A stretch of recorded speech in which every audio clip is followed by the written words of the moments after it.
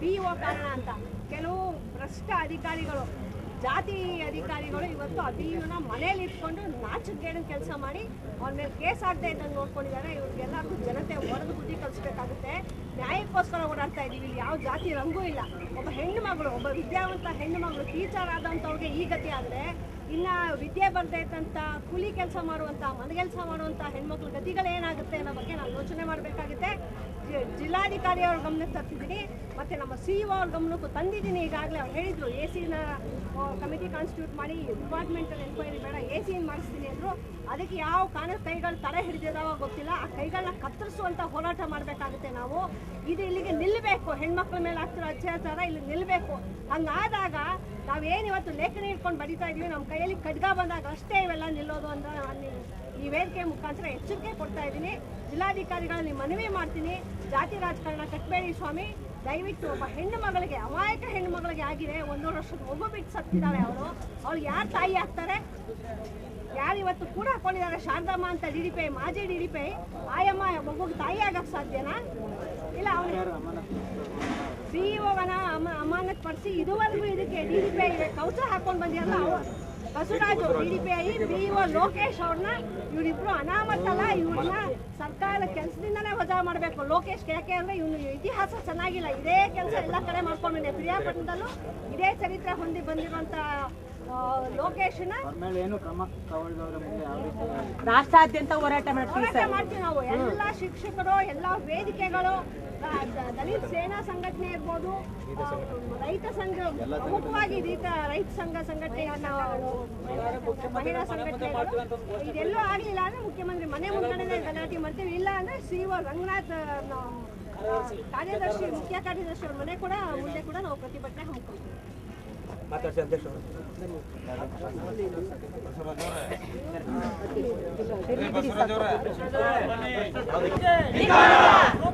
ಕಾರಣದ POಗೆ, ಸರ್ಕಾರಕ್ಕೆ ಸುಳ್ಳು ವರದಿ ನೀಡುವ DDPIಗೆ, ಆರೋಪಿ PO ಲೋಕೇಶ್ಗೆ, ಆರೋಪಿ PO ಲೋಕೇಶ್ ಬಂಧಿಸುವಲ್ಲಿ ವಿಫಲವಾಗಿರುವ ಪೊಲೀಸ್ ಇಲಾಖೆಗೆ, ಲಂಚಕೋರ DDPIಗೆ, ಜಾತಿವಾದಿ ಬಣ್ಣ ಕಟ್ಟಿದ್ದರ POಗೆ, ಸುಲಭವಾಗಿ ಜಾಮೀನು ಸಿಕ್ಕಲು ಸಹಕರಿಸುವ ಪೊಲೀಸ್ ಇಲಾಖೆಗೆ ಏಕೆ ಬೇಕು? ಏಕೆ ಬೇಕು? ಮುಗ್ಧ ಹೆಣ್ಣಿನ ಕೊಲೆಗೈದಿರುವ PO ಅನ್ನು ಬಂಧಿಸಿ.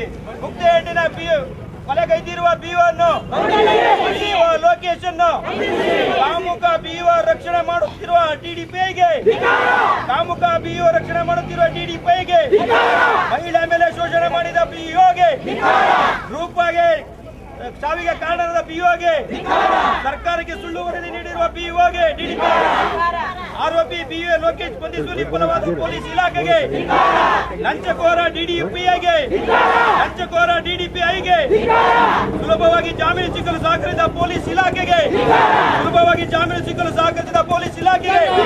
ನಿಲ್ಲಲಿ, ನಿಲ್ಲಲಿ, ಮಹಿಳೆ ಮೇಲೆ ದೌರ್ಜನ್ಯ ನಿಲ್ಲಲಿ, ನಿಲ್ಲಲೇ, ನಿಲ್ಲಲೇ, ನಿಲ್ಲಲೇ, ನಿಲ್ಲಲೇ, ನಿಲ್ಲಲೇ, ನಿಲ್ಲಲೇ, ನಿಲ್ಲಲೇ, ನಿಲ್ಲಲೇ, ನಿಲ್ಲಲೇ, ನಿಲ್ಲಲೇ, ಮಹಿಳೆ ಮೇಲೆ ದೌರ್ಜನ್ಯ, ಮಹಿಳೆ ಮೇಲೆ ದೌರ್ಜನ್ಯ, ಮಹಿಳೆ ಮೇಲೆ ದೌರ್ಜನ್ಯ, ಮಹಿಳೆ ಮೇಲೆ ದೌರ್ಜನ್ಯ, ಮಹಿಳೆ ಮೇಲೆ ಅತ್ಯಾಚಾರ, ಮಹಿಳೆ ಮೇಲೆ ಅತ್ಯಾಚಾರ, ಮಹಿಳೆ ಮೇಲೆ ಅತ್ಯಾಚಾರ. ಬೇಕೇ ಬೇಕು, ಬೇಕೇ ಬೇಕು. ಕಾಣದ ಕೈ ಅಧಿಕಾರಿಗಳಿಗೆ, ಕಾಣದ ಕೈ ಅಧಿಕಾರಿಗಳಿಗೆ, ಕಾಣದ ಕೈ ಅಧಿಕಾರಿಗಳಿಗೆ, ಮುಕ್ತ ಕಾರಣದಾದ PO ಅಧಿಕಾರಿಗೆ, POಗೆ, DDPI ಬಸವರಾಜ್ಗೆ, DDPI ಬಸವರಾಜ್ಗೆ, ರಾಜ್ಯ ಆಯುಕ್ತರಿಗೆ, ಕ್ರಮ ಕೈಗೊಳ್ಳದೇ ಇರುವ ರಾಜ್ಯ ಆಯುಕ್ತರಿಗೆ, ಕ್ರಮ ಕೈಗೊಳ್ಳದೇ ಇರುವ ರಾಜ್ಯ ಆಯುಕ್ತರಿಗೆ ಬೇಕೇ ಬೇಕು, ಬೇಕೇ ಬೇಕು.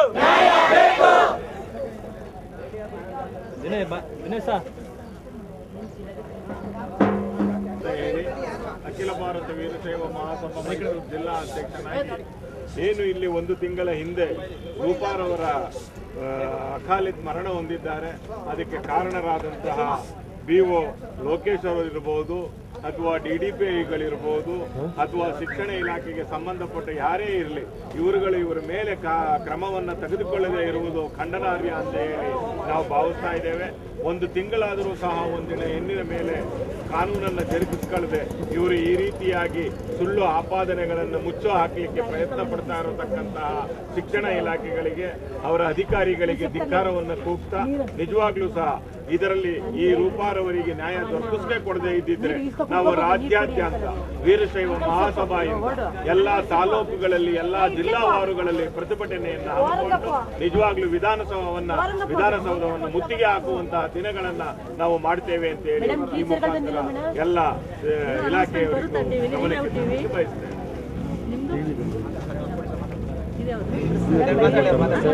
ಕವರೇಜ್ ಮಾಡ್ತಾರೆ.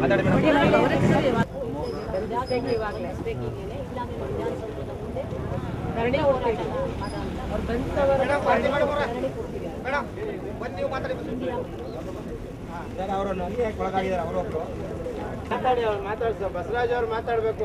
ಮಾತಾಡಿ, ನೀವು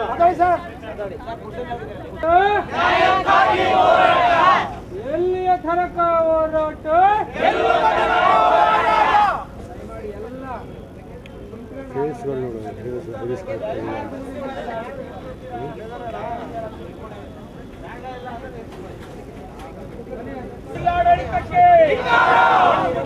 ಜಿಲ್ಲಾಡಳಿತಕ್ಕೆ ರಾಜ್ಯ ಸರ್ಕಾರಕ್ಕೆ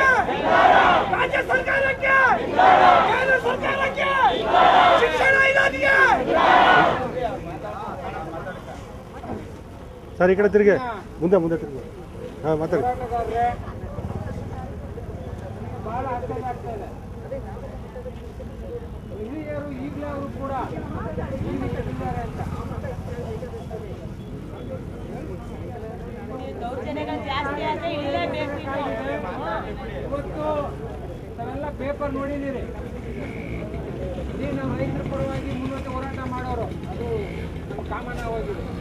ಆದರೆ ಒಬ್ಬ ಮಹಿಳೆಗೆ ಇವತ್ತು ಅನ್ಯಾಯ ಆಗಿದೆ ಅಂತಂದ್ರೆ ಇವತ್ತು ಮಹಿಳಾ ಸಂಘಟನೆಗಳು ಎಲ್ಲಿ ಹೋಗಿದ್ದಾವೆ?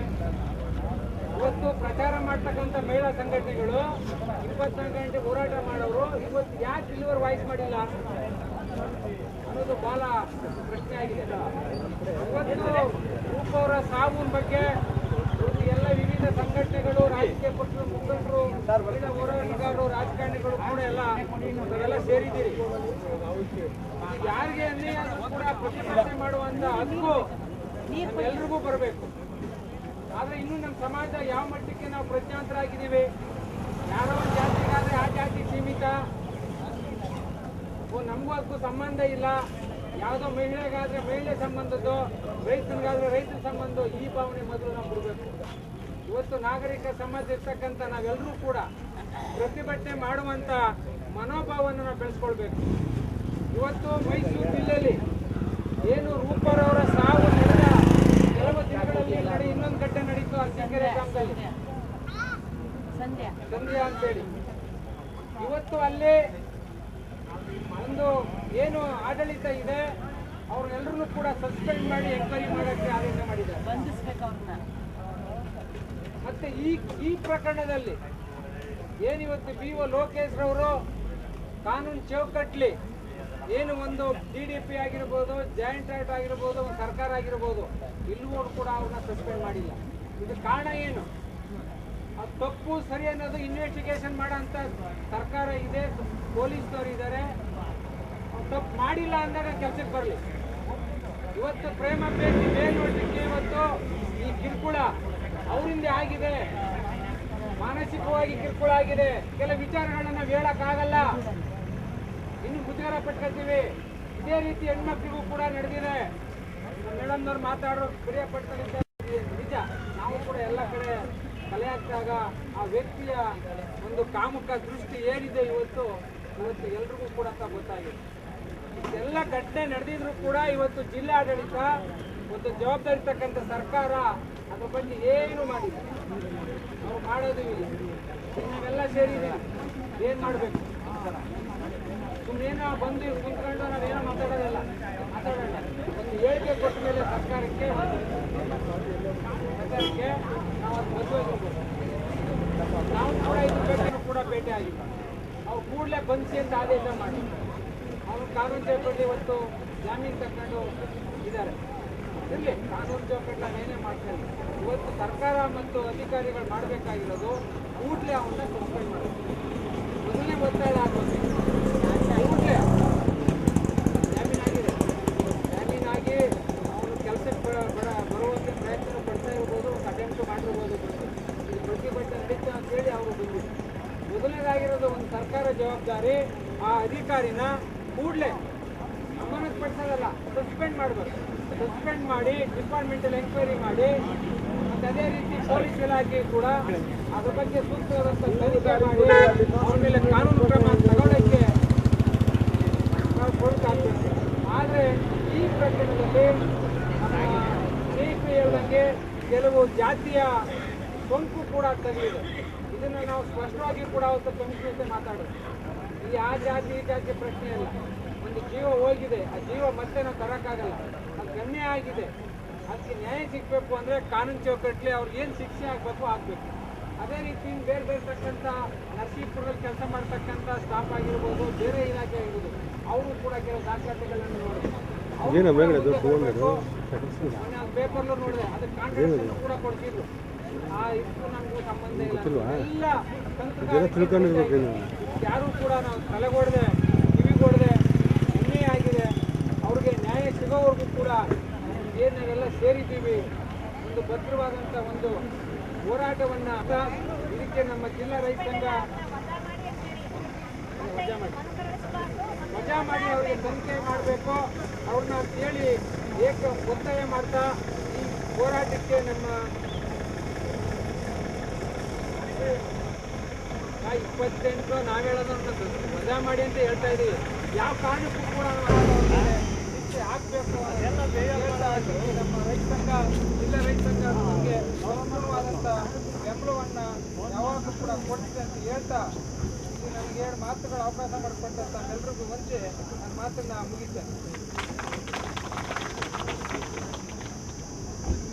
ಈಗ ನಮ್ಮ ರಾಷ್ಟ್ರೀಯ ರೈತ ಸಂಘದ ಉಪಾಧ್ಯಕ್ಷರಾದಂಥ KM ಮುಖ್ಯಮಂತ್ರಿ ಅವರು ಕೂಡ